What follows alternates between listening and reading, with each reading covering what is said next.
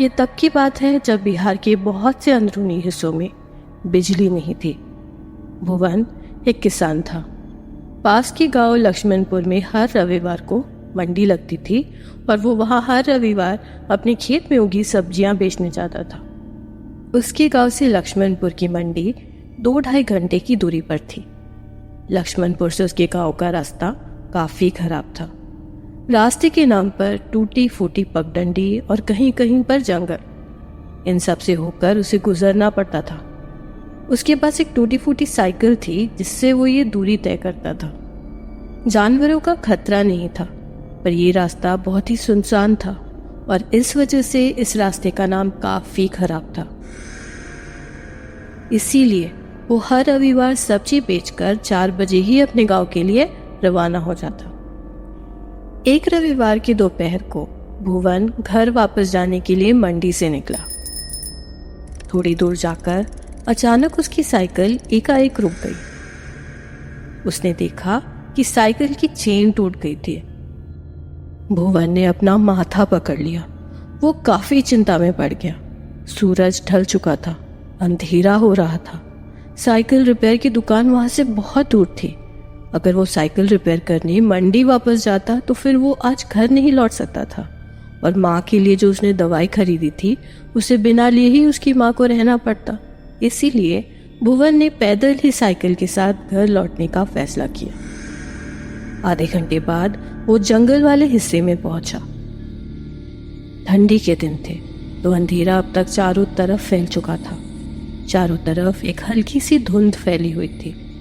बस उसकी साइकिल के हैंडल पे टंगे लैंटर्न की एक हल्की सी रोशनी थी। वहां झिंगुरों और घर वापस लौटे कुछ पक्षियों की आवाज के अलावा चारों तरफ शांति थी।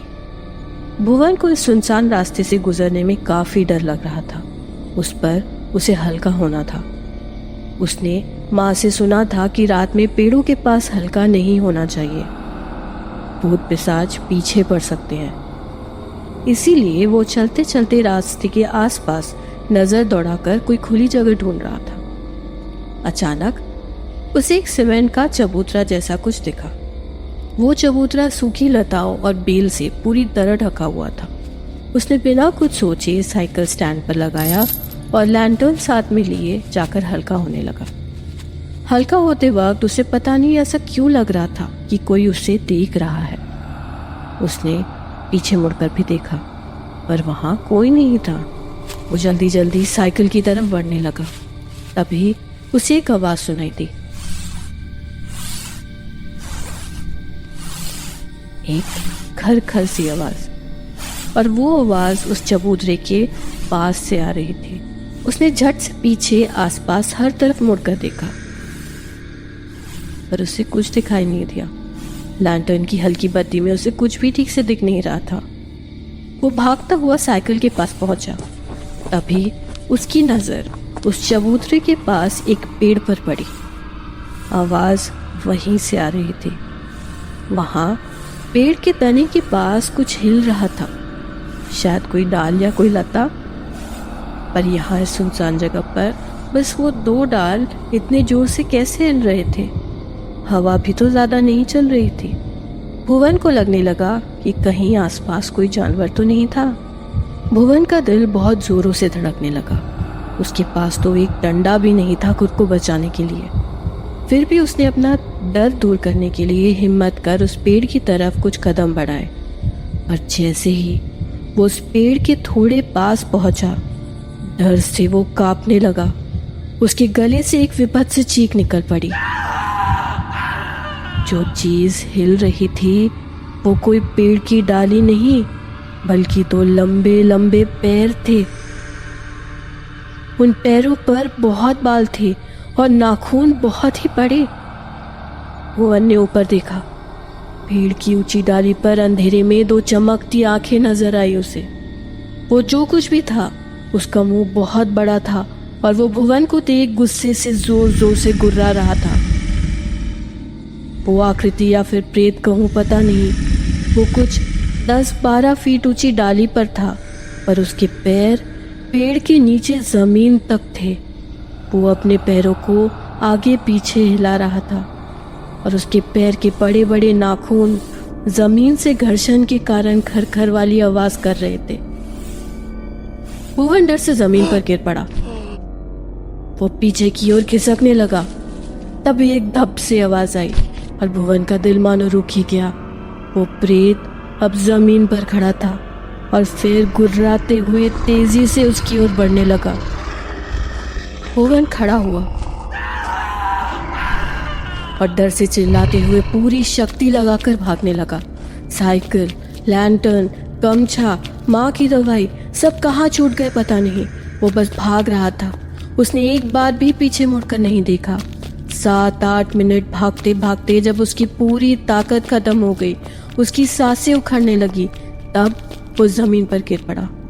उसकी सांस अभी भी फूल रही थी और उस ठंड भरी रात में वो पसीने से पूरा लथपथ हो चुका था।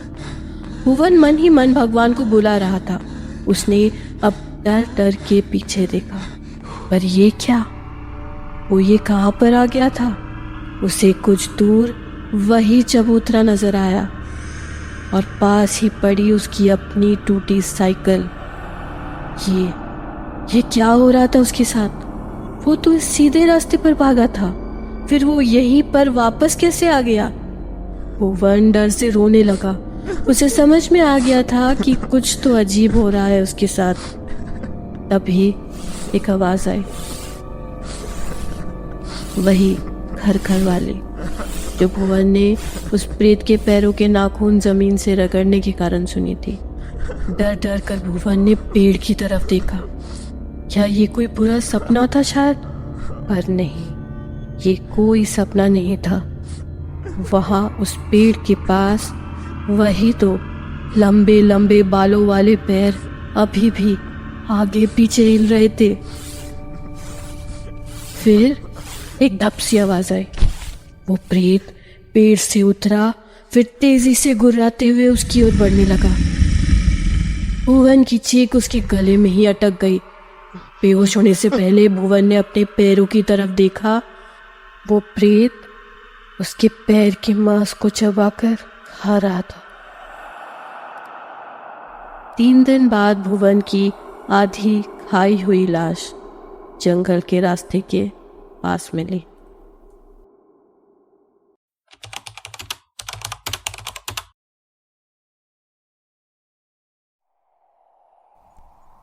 स्वाति 7 महीने गर्भ से थी। वो अपने पति राजेश के साथ 1 हफ्ते पहले ही चंद्रपुर गांव में शिफ्ट हुई थी। राजेश की चंद्रपुर गांव के पोस्ट ऑफिस में पोस्ट मास्टर की नौकरी लगी थी। उनका सरकारी घर काफी पुराना था और उसके बगीचे में एक बहुत ही पुराना पीपल का पेड़ भी था। पहले दिन से ही पता नहीं क्यों स्वाति को उस पेड़ की ओर देखने पे एक अजीब सी सिहरन का एहसास हुआ करता था। यह पेड़ इतना बूढ़ा हो चुका था कि उसका तना शाखाओं और जड़ों से पूरी तरह ढक चुका था। दरअसल चंद्रपुर गांव के बुजुर्गों का ये मानना था कि उस पेड़ पर एक मुंजा यानी एक ब्रह्म दैत्य का वास है। कोई अगर उस पेड़ के ज्यादा पास जाता तो मुंजा का कहर उसे सहना पड़ता। गांव के लोग इस बात को अच्छी तरह जानते थे और इस डर से स्वाति और राजेश के बुलाने पर भी उनके घर कोई नहीं आता था। कुछ दिन ऐसे ही बिताने के बाद एक रात खाना खाने के पश्चात स्वाति ने देखा कि चिकन की काफी हड्डियां बची थी, तो एक न्यूज़पेपर में बचे हुए हड्डियों को रखकर वो गार्डन में उसे कुत्तों के लिए रखने चली गई। उसने जल्दी से उन हड्डियों को पीपल के पेड़ के नीचे बने हुए चबूतरे पर रख दिया और घर की तरफ बढ़ने के लिए पीछे मुड़ी। जैसे ही स्वाति पीछे मुड़ी, उस पेड़ से एक अजीब सी आवाज सुनाई दी। पेड़ की कुछ डालियां बहुत जोर से हिलने लगी थी, मानो कोई उन्हें हिला रहा हो। स्वाति के पैर डर से वहीं जम गए। उसने फिर भी डर डर के पीछे देखा, पर पेड़ पर कुछ नहीं था। उसने खुद को समझाया कि शायद हवा से डाली हिली होगी, पर वो आवाज़, उसका कोई जवाब नहीं था उसके पास। उसने अपनी गति तेज की और वो जल्दी से दरवाजे के पास पहुंची। उसका दिमाग उसे समझा रहा था कि हवा के वजह से डाली जोर से हिली थी, पर उसका दिल कुछ और कह रहा था। वो आवाज़ जो उसने सुनी थी वो हवा की नहीं थी।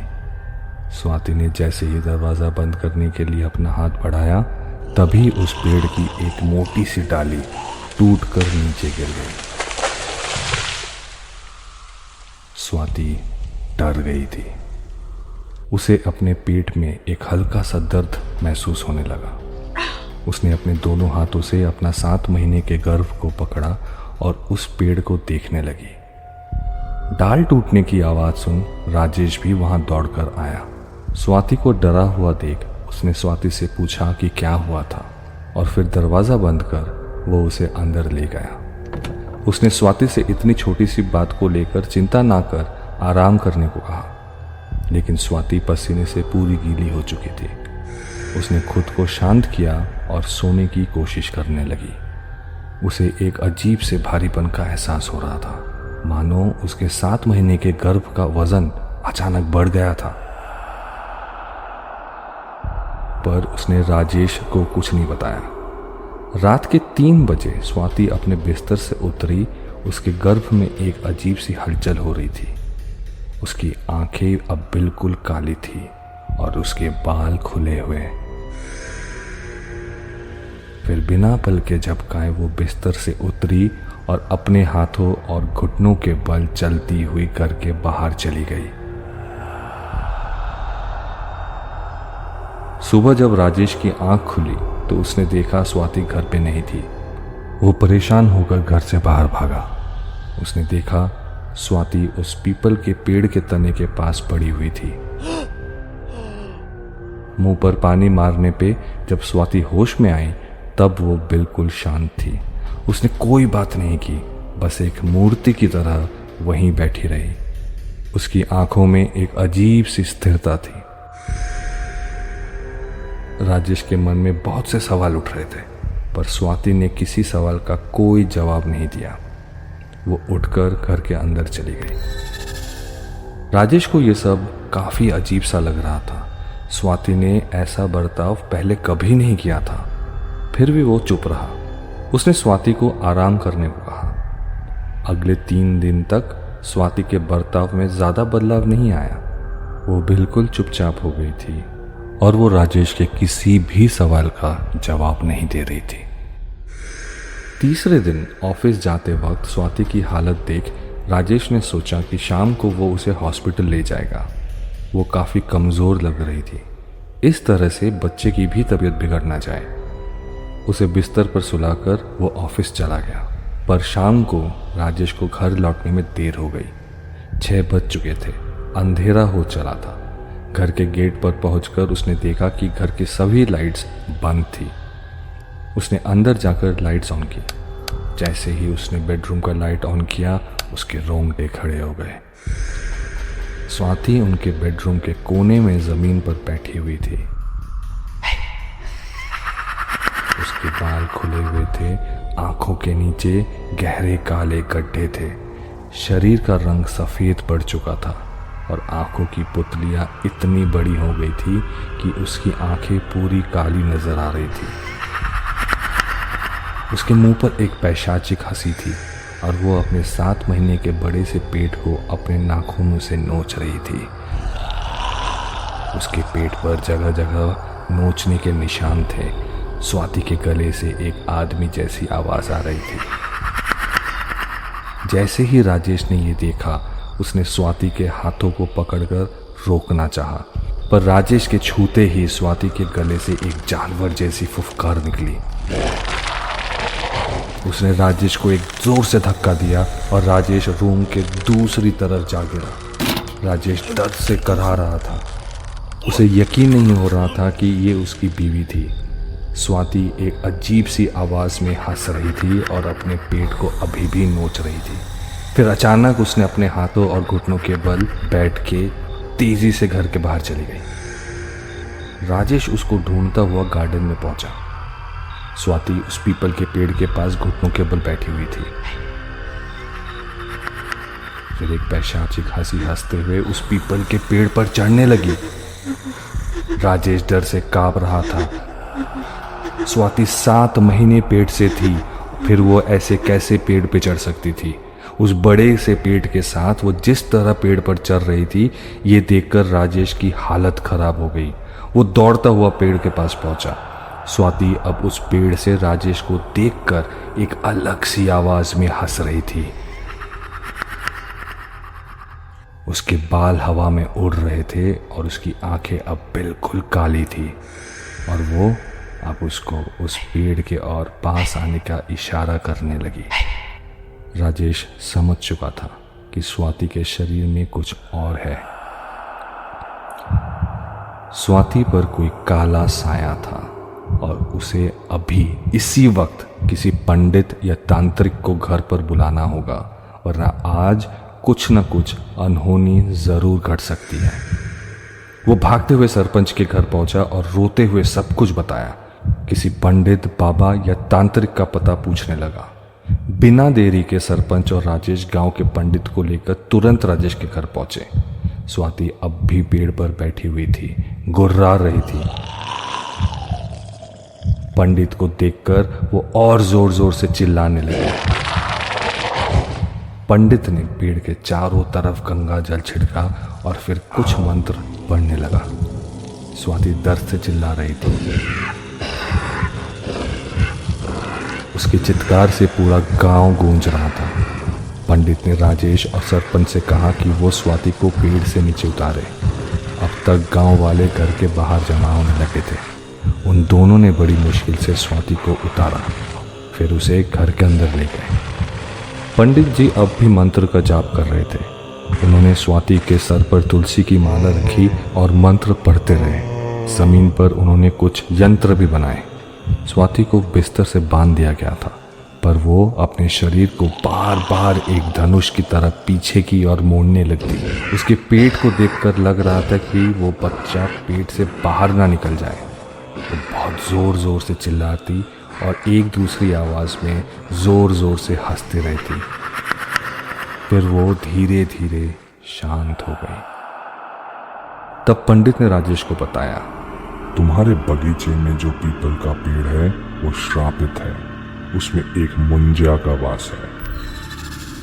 तुम्हारे पहले भी इस घर में जो लोग रहने के लिए आए थे, सबके परिवार बर्बाद हो गए।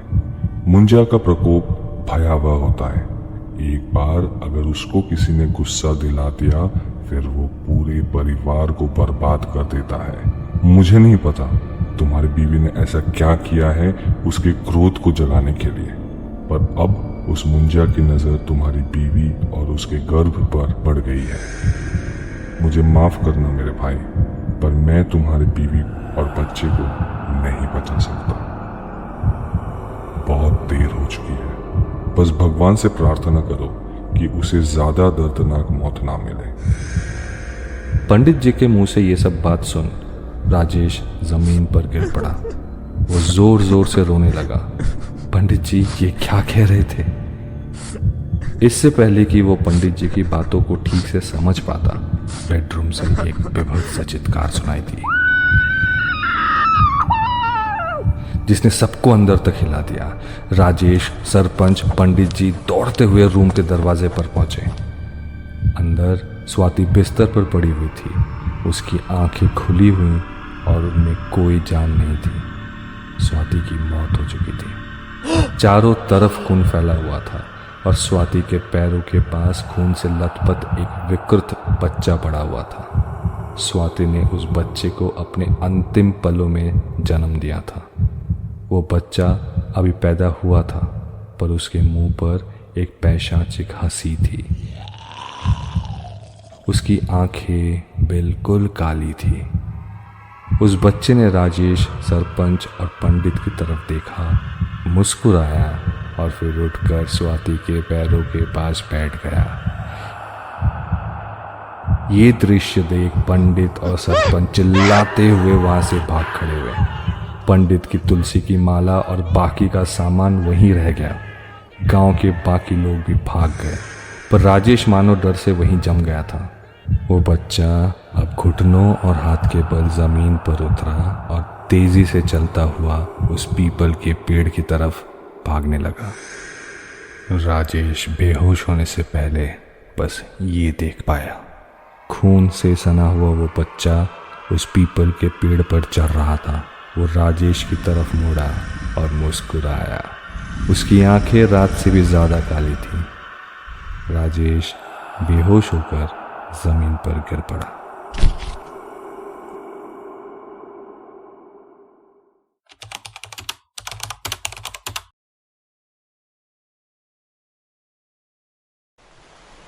गोपाल उड़ीसा के समुद्र तट पर बसे एक गांव में रहता था। वो एक मछुआरा था और रोज रात अपने दूसरे मछुआरे दोस्तों के साथ समुद्र में मछली पकड़ने जाता था। पर पिछले कुछ दिनों से उसके गांव में एक डर का माहौल बना हुआ था। कुछ मछुआरे गायब हो गए थे। रोज सब मछुआरे रात में मछली पकड़ने के लिए निकलते, फिर अपने अपने डांगे पर जाल लिए वो अलग अलग जगह पर चले जाते।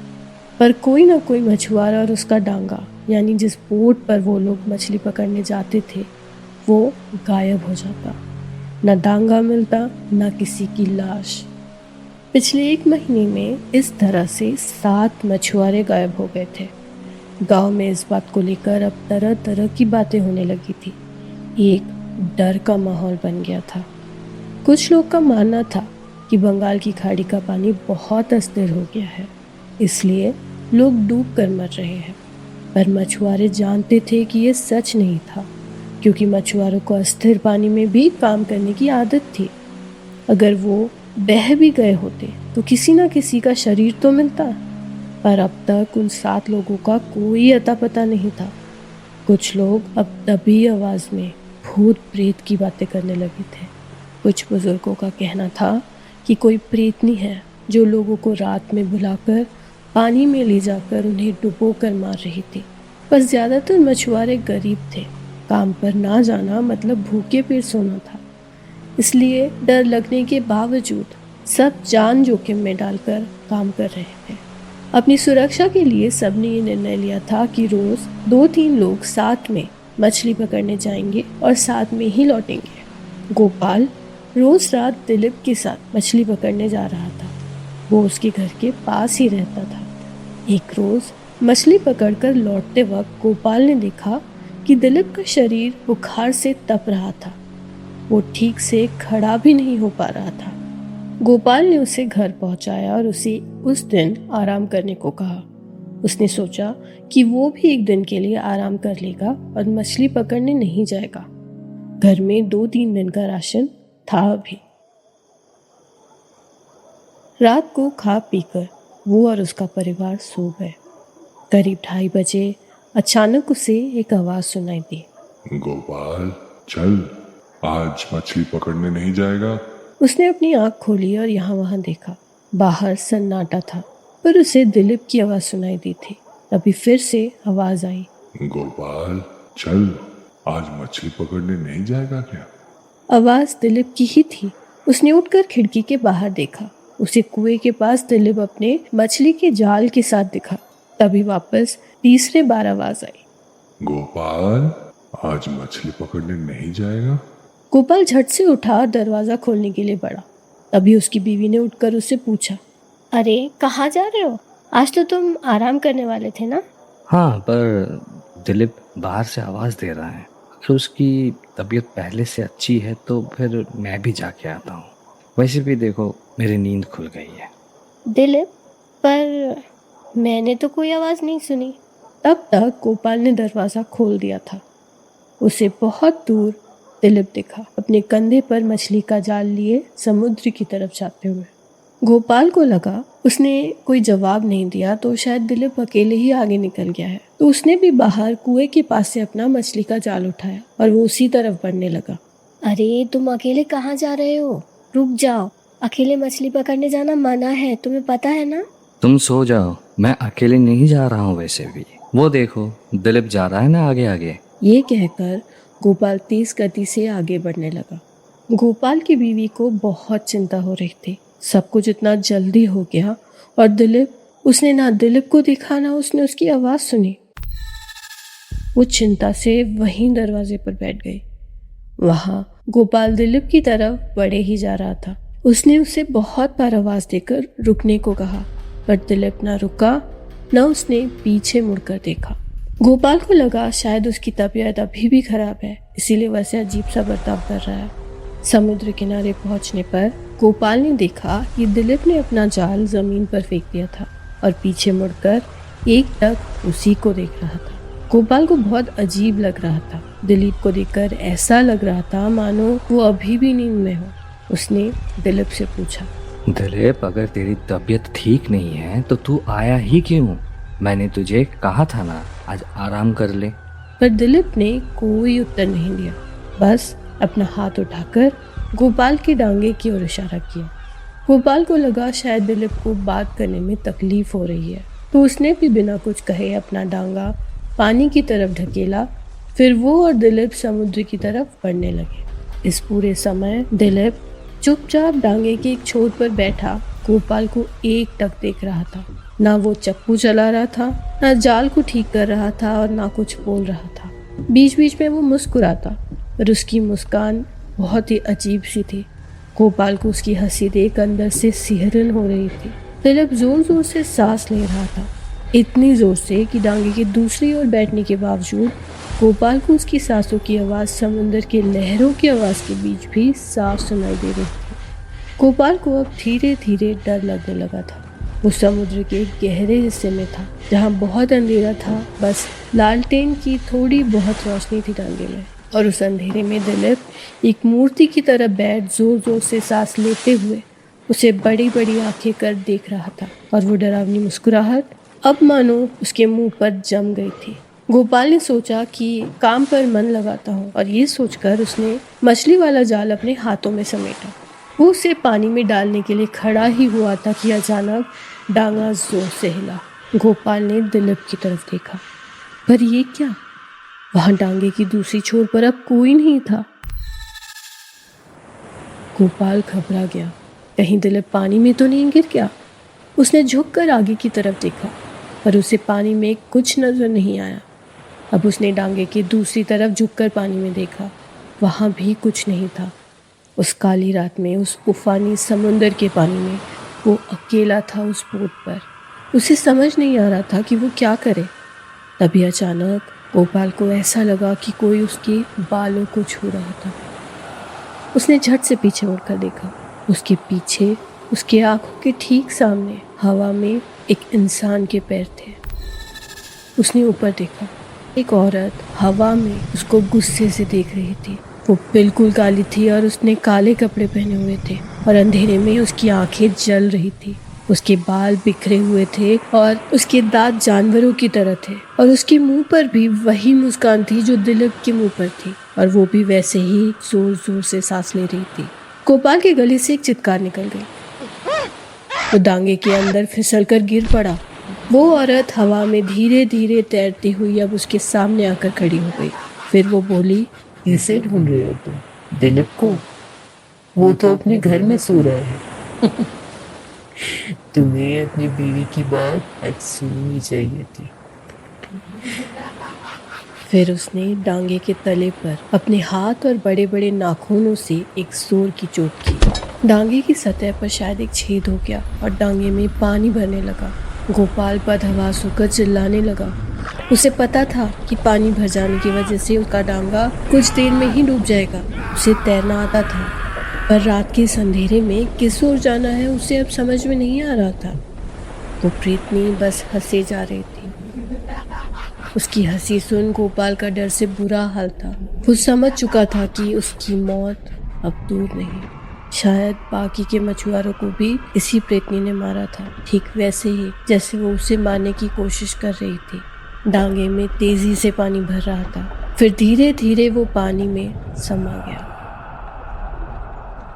गोपाल पानी में छटपटाने लगा। समुद्र की लहरें उसे इधर उधर फेंक रही थी। वो औरत हवा में अभी भी तैर रही थी। फिर खुद को बचाने की कोशिश करते करते गोपाल बेहोश हो गया। 2 दिन बाद जब उसकी आंख खुली तो वो अपने घर में था। उसे पता चला कि उस रात उसके जाने के बाद उसकी बीवी को बहुत चिंता हो रही थी, इसलिए उतने रात में भी जाकर उसने दिलीप का दरवाज़ा खटखटाया। वहाँ जाकर उसने देखा कि दिलीप की तबीयत तो तभी भी खराब थी और वो घर पर सो रहा था। तब उसकी बीवी समझ गई कि वो प्रेतनी ने ही गोपाल को मारने के लिए बुलाया था। वो जोर जोर से चिल्लाने लगी, मदद की गुहार करने लगी। तब कुछ गांव वाले झुंड बनाकर गोपाल को ढूंढने गए। वो जानते थे वो कहाँ मछली पकड़ने जाता था। जब गोपाल उन्हें मिला वो बेहोश था, काफी पानी पी चुका था, पर जिंदा था। अगर थोड़ी और देर हो जाती तो वो नहीं बचता, ठीक उन बाकी गायब हुए मछुआरों की तरह। उस गांव में आज भी उस प्रेतनी का आतंक है। उसे सब निशी कहते हैं। निशी यानी रात और टाक मतलब आवाज, यानी रात में आने वाली प्रेतनी की आवाज। सब जानते हैं अगर रात में कोई अपना या कोई अनजान व्यक्ति 3 बार तुम्हारा नाम पुकारे तो कभी जवाब मत देना, वरना उस रात तुम्हारी मौत पक्की है।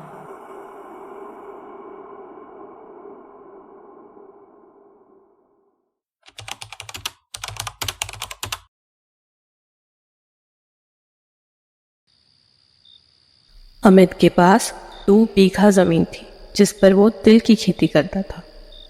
फसल पकने का समय हो चुका था। जानवरों और चोरी के डर से उसने अपने खेत में मचान बनाकर रात को वहां सोना और पहरा देना शुरू किया।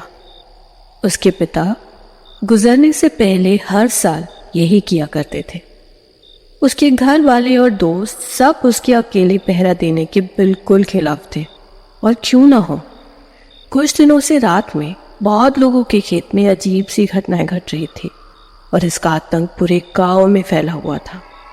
बाकी किसानों से उसने कुछ भूतिया किस्सों के बारे में भी सुना था, पर ये सब सुनकर भी अमित नहीं माना। उसे इन बातों पर बिल्कुल यकीन नहीं था। एक रात वो मचान पर सो रहा था। उसकी आंख लगी ही थी कि अचानक उसे ऐसा लगा मानो खेत से कुछ आवाज आ रही है। चांद की रोशनी में उसने जब ध्यान से देखा तो उसे ऐसा लगा मानो खेत में कोई जानवर घुस आया हो। क्यारियों में कुछ हलचल सी हो रही थी। खेत में जानवरों के घुस आने से पूरी फसल बर्बाद हो सकती थी, इसलिए वो झट से उठा और सतर्क होकर मचान पर बैठ गया। उसने अपने सिरहाने के पास एक बड़ी सी टोकरी में पत्थर रखे थे जानवरों को भगाने के लिए। उसने क्यारियों के पास जहां हलचल हो रही थी उस तरफ पत्थर मारना शुरू किया,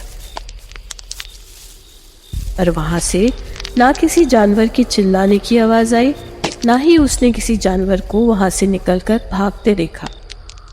खेत का वो हिस्सा अब बिल्कुल स्थिर था, मानो वहां कोई जानवर नहीं था। अमित ने पत्थर मारना बंद किया और चुपचाप मचान पर बैठकर वापस हलचल होने का इंतजार करने लगा। थोड़ी देर बाद फिर से खेत में हलचल होने लगी। चांद की रोशनी में वो आंख गड़ाकर देख रहा था कि वो क्या था। अचानक उसने देखा कि कोई मेमने की साइज का जानवर फसल की क्यारियों से निकला और अचानक मचान के पास वाली क्यारियों की तरफ बढ़ने लगा। अमित ने ध्यान से देखा। जब वो जानवर उसके थोड़े और पास आया तब अमित के रोंगटे खड़े हो गए। वो कोई जानवर नहीं था, बल्कि 1-2 साल का एक बच्चा था। वो बच्चा अपने हाथों और पैरों के बल तेजी से खेत के चक्कर काट रहा था। अमित हैरान था, ये किसका बच्चा है और वो इतनी रात में मेरी खेती में क्या कर रहा है। अमित तेजी से मचान से नीचे उतरा और उस बच्चे की तरफ बढ़ने लगा। उस बच्चे के शरीर पर कोई कपड़े नहीं थे और उसकी त्वचा मिट्टी और कीचड़ से भरी हुई थी। वो बच्चा चलते वक्त एक अजीब सी आवाज कर रहा था। अमित उसको आवाज देते देते उसके पीछे जाने लगा, पर वो बच्चा मानो उसकी आवाज सुन ही नहीं रहा था, बस उल्टी दिशा में बड़ी तेजी से बढ़ता ही जा रहा था। अमित को ये सब बहुत अजीब लग रहा था। वो बच्चा न रो रहा था, न थक रहा था, न एक बार रुक रहा था। बस हाथों और पैरों के बल बड़ी तेजी से चले ही जा रहा था। उसने अपनी गति तेज की और उस बच्चे के पास पहुंचा, पर जैसे ही अमित ने झुककर उसे उठाने के लिए उस बच्चे को कमर से पकड़ा, उसे एहसास हुआ कि वो बच्चा बहुत ज्यादा भारी था। वो उसे नहीं उठा पाया। उस बच्चे को उठाते वक्त अमित की उंगलियों पर कुछ चिपचिपा सा लग गया। अमित ने जैसे ही उसे सूंघा, उसे उल्टी आ गई। उसके हाथों से सड़े हुए मांस की बदबू आ रही थी। वो बच्चा अब धीरे धीरे अमित की तरफ पीछे मुड़ा। उस बच्चे की आंखें बिल्कुल सफेद थी और दांतों और होठों पर शायद खून लगा हुआ था। वो 1-2 साल का बच्चा अब अमित को देख एक बड़े आदमी की आवाज में हंसने लगा। फिर उस बच्चे के मुंह से एक खूंखार गुस्से से भरी आवाज निकली। वो आवाज भी किसी बड़े आदमी की ही थी। उस बच्चे के गले से इतनी भारी आवाज सुन अमित डर से कांपने लगा। अमित के गले से एक चित्कार निकल गई और वो जमीन पर गिर पड़ा। कुछ सेकंड्स के अंदर ही वो बच्चा जमीन पर तेजी से चलता हुआ उसके शरीर के ऊपर चढ़ गया। एक विभत्स से सड़े हुए मांस की दुर्गंध से अमित की सांसें बंद हो रही थी। उसकी छाती पर पड़ रहा जोर किसी बच्चे का नहीं, किसी आदमी का था। और वो बच्चा अब धीरे धीरे अमित के गले के पास अपने मुंह को झुका रहा था। अमित समझ चुका था कि अगर उसने कुछ नहीं किया तो आज उसकी मौत पक्की थी। जैसे ही उस बच्चे ने उसके गले को काटने के लिए अपना मुंह खोला, अमित ने झट से अपना हाथ वहां रख दिया। उस बच्चे ने बड़े आराम से अमित के हाथ की 2 उंगलियां और उसकी हथेली का आधा मांस मुंह से खींचकर उसके हाथ से अलग कर दिया। अमित की चित्कार से पूरा खेत और आसपास का इलाका गूंज उठा। वो दर्द से चिल्ला चिल्ला कर रोने लगा। वो बच्चा अब भी हंस रहा था। वो अमित की छाती से उतरा और जमीन पर पालती मार बैठ दोनों हाथ से अमित के मांस को अपने मुंह में ठूसने लगा। ऐसा लग रहा था मानो उसने बहुत दिनों से कुछ खाया ही नहीं था और वो बहुत भूखा था। अमित रोते चिल्लाते खुद को पीछे खिसकाने लगा। उसे विश्वास ही नहीं हो रहा था कि इतना छोटा सा बच्चा ये सब कर रहा था। फिर उसने खुद को संभाला और मौका देख मचान की तरफ बहुत तेज भागने लगा। जैसे ही उस बच्चे ने अमित के हाथ का मांस खा लिया, उसने अमित की ओर देखा। अमित को भागता देख वो बच्चा अब बहुत ही तेज गति से अपने हाथ पैरों के बल अमित की तरफ बढ़ने लगा। अमित दर्द से पागल हो रहा था। उसकी आंखों के सामने अंधेरा छाने लगा था। उसका बहुत खून बह चुका था, पर वो फिर भी किसी तरह मचान तक पहुंच गया। वो जल्दी जल्दी ऊपर चढ़ा और फिर उसने किसी तरह मचान की सीढ़ी को खींचकर मचान के ऊपर कर लिया। वो बच्चा मचान के पास पहुंच चुका था। वो बच्चा अब अमित तक पहुंचने के लिए मचान पर लगे बल्लों पर चढ़ने की कोशिश करने लगा। उस बच्चे के गले से एक बहुत डरावनी सी आवाज आ रही थी। उसकी आंखें सफेद थी, पर वो फिर भी अमित की तरफ मुंह उठाए मानो उसे देख रहा था और एक क्रूर मुस्कान उसके होठों पर थी। पर मचान के बल्ले एकदम सीधे और फिसलन वाले थे। बहुत बार कोशिश करने के बाद भी जब वो मचान की लकड़ियों पर नहीं चढ़ पाया, तब उसने आसपास गिरे अमित के खून को चाटना शुरू किया। अमित मचान के ऊपर से ये विभत्स दृश्य देख रहा था। फिर धीरे धीरे इतना खून बहने के कारण वो बेहोश हो गया। अगली सुबह जब उसके खेती के मजदूर आए, तब वो उसे उठाकर हॉस्पिटल ले गए। तुम्हारी किस्मत अच्छी थी जो तुम बच गए। तुम्हारा सामना एक हामा भूत से हुआ था। जब किसी छोटे बच्चे की मौत अपने ही परिवार के किसी सदस्य के हाथ से हो जाए, तब वो हामा भूत बनकर बदला लेता है। बहुत से लोगों का कहना है कि गांव के मंडलदा के परिवार में 3 साल पहले जब लड़का जन्मा था तब जमीन का वारिस वह न बने, इसलिए मंडलदा के भाई ने उसे मार दिया।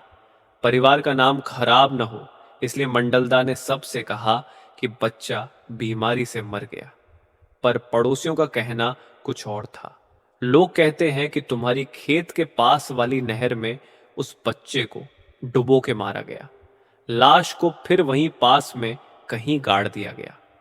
मंडलदा को दाह संस्कार करते किसी ने भी नहीं देखा। कल रात जिसे तुमने देखा वह शायद वही बच्चा था जिसका खून हो गया था और जो अब हामा भूत बनकर अपना बदला लेने रात को खेत में घूमता है। अमित का बहुत खून बह चुका था पर उसकी जान बच गई। लेकिन उस दिन के बाद ना अमित ना उसके गांव के लोग कोई भी अकेली रात में खेत की पहरेदारी नहीं करते। तो दोस्तों, इसके साथ आज का एपिसोड यहीं पे ख़त्म होता है। अगर आपको ये कहानी अच्छी लगी तो अपने फैमिली एंड फ्रेंड्स के साथ ज़रूर शेयर करें। आपका एक छोटा सा योगदान हमें बहुत ज़्यादा सपोर्ट कर सकता है। एंड कमेंट्स में ये ज़रूर बताएं कि आप ये कहानी कहाँ से सुन रहे हैं। मैं हूँ मंजिला और आप सुन रहे थे स्पूक टीवी ऑफिशियल।